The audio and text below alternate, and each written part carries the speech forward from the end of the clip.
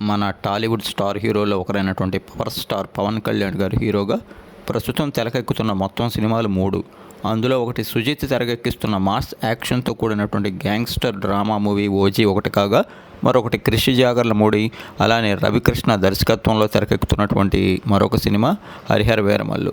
ఈ 2 సినిమాలతో పాటు అటు హరీష్ శంకర్ తెరకెక్కిస్తున్న ఉస్తాద్ భగత్ సింగ్ కూడా మరొకటి.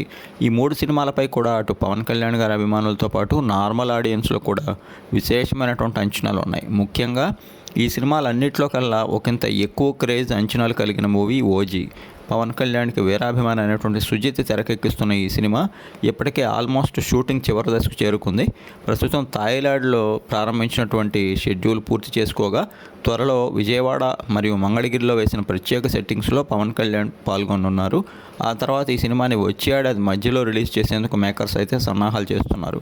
ఇకపోతే ఓజీ మూవీని గ్రాండ్ లెవెల్లో అత్యధిక వ్యయంతో డీవీవీ ఎంటర్టైన్మెంట్స్ బ్యానర్పై దానయ్య ప్రతిష్టాత్మకంగా అత్యున్నత సాంకేతిక విలువలతో నిర్మిస్తుండగా, తమిళ అందాల నటి ప్రియాంక మోహన్ ఇందులో హీరోయిన్గా నటిస్తున్నారు.